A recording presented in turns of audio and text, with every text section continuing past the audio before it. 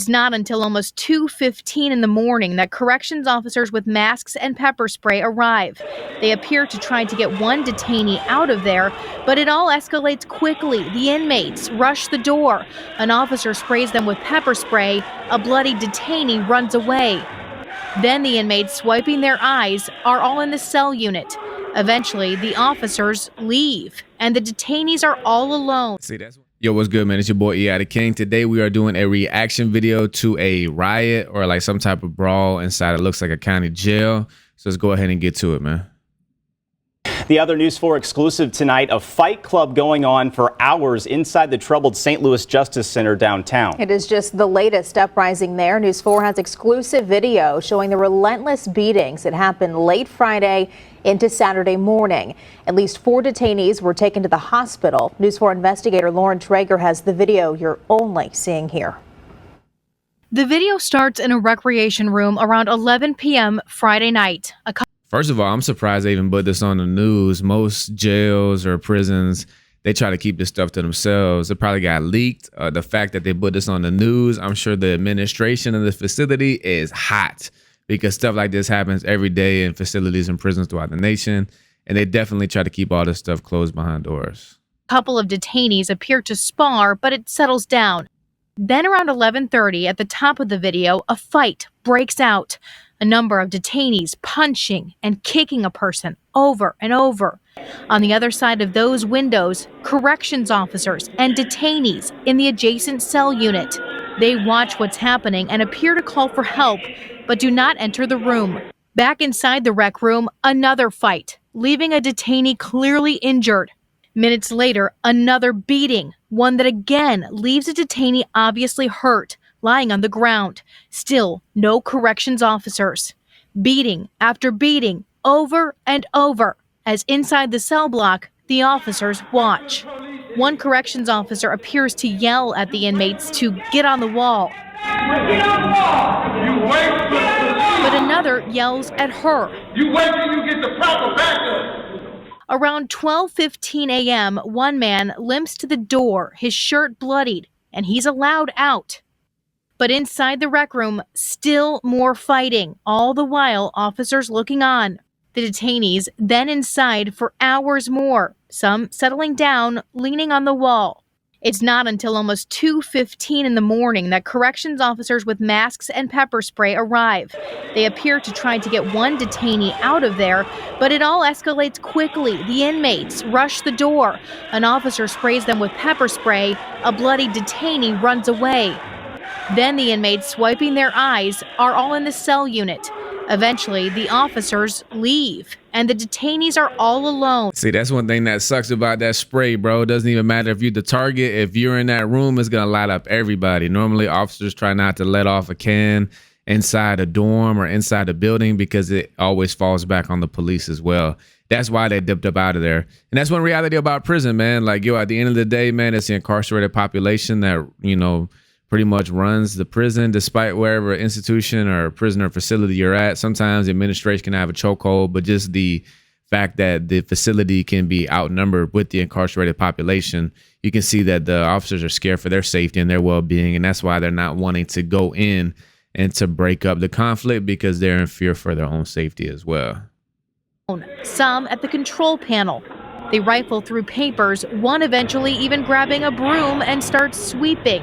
A siren can be heard. Hey, bro, so institutionalized. He's probably a house man. He just doing his daily routine. You know what I mean? He probably ain't much thinking about it. He's just going throughout his monotonous routine. He over there sweeping under the control room.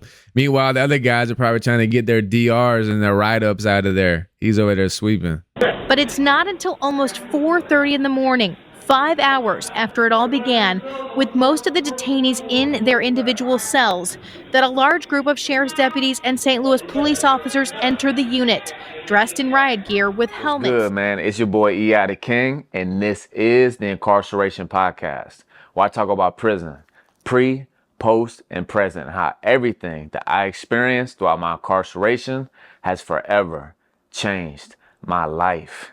This is the Incarceration. All right, good afternoon. This is State of Florida versus Stephen Testo with multiple cases before the court. Forever Convict family, listen, we are on a journey to 50,000 subs. We are over halfway there. So if you have not yet subscribed, please go ahead and do so. Share this channel with anybody who enjoys prison content. And if you don't know my story, I've done over 12 years in prison. And all throughout my incarceration on this channel, I share the crazy, funny, goofy, weird prison stories, as well as interviewing other convicts and sharing their stories as well. But most importantly, we highlight the redemptive stories of convicts coming home, leaving their past lifestyle of crime, and now living successfully in society. One by one, they take some of the detainees out in handcuffs, an hours-long ordeal that raises many, many questions. Lauren Traeger, News 4 investigates. Since obtaining See, that's probably why it hit the news, because, you know, the administration, the facility was probably under investigation just for their improper response, not responding to the riot immediately, the 5-hour gap. You know what I mean? They probably were understaffed. They had to wait for, you know, the riot squad to come. And of course, they probably were taking their time rolling back the cameras, trying to see who was involved. And that's why they're probably coming to get individual people and take them to jail. We'll take them to confinement, seg, the shoe, whatever you want to call it. So, yeah, that's probably why it hit the news. And once again, bro, on this channel, man, like, you know, we intentionally highlight the redemption stories of convicts getting out of prison and coming home and turning from that lifestyle of crime and now succeeding and doing the right thing. But also on this channel, man, you hear the full side of incarceration: good, bad, ugly, violent. You know, we talk about it all. And, you know, I don't commonly, you know, do reaction videos to violent videos like this, but I do occasionally, just for the purpose of awareness and the reality and motivation to us all, man. None of us wants to go through this, you know what I mean? Or just, it's a crappy way to live, dog, you know, and it is the full story of incarceration. So, you know, I do share the whole side, and I do it authentically and transparently as possible. And the reality is too, when you're doing time, bro, and in certain institutions and facilities, dog, like, it's completely ran by the convicts. So in situations like this, bro, like, you got to survive, man. You got to stand on your own too. It can be dangerous. But this right here, I mean, obviously all violence is bad. I'm not for any violence, but this right here wasn't bad at all. I done seen dudes get jumped in one cell, as small as those cells are. I done seen one guy get jumped, no exaggeration, about 20 guys in that cell. They can't even, ain't no way all 20 people hitting them. They all just run in on them and they're all trying to get licks off. And that's just with fists and legs. You know, there's stabbings, death, you know, locks, brooms, phones, whatever you can think of, you know what I mean? A whole bunch of violence. So obviously it's a reality of being incarcerated and just how hostile it can be at times. So a motivation for us all watching this, man. If you did time, you already know, bro, just stay out the way. Look at this and be reminded where God delivered us from, and just stay out the streets so we don't got to deal with these realities of our consequences, man. And may we all remember and know that God has huge purpose for all of our lives. And we only truly tap into that through faith in Christ Jesus. And also too, man, seeing this all the more reminder of the need of prison reform throughout the nation. We know prisons and jails are understaffed everywhere.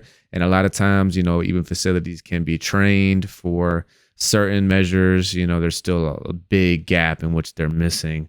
So prison reform is all the more needed throughout the entire nation. And that's a fact. So once again, man, it's your boy E.I. the King. This is the Incarceration Podcast. Y'all stay tapped in, bro. A whole bunch of fire content continuing to come y'all way. And y'all stay tapped into the next one. Peace. If you didn't know, I am a rapper. My artist name is E.I. the King. Check out my music on all streaming platforms. Go to my other YouTube channel, E.I. the King. Check out my music videos. And I'm also releasing a documentary all year. It's really a docu-series. And every Wednesday, I drop a new video. As we've been documenting my transition home from prison and society, from the day of my release, we had a film crew at the gate just documenting my transition home from prison, now in society. Check it out on one of these links above.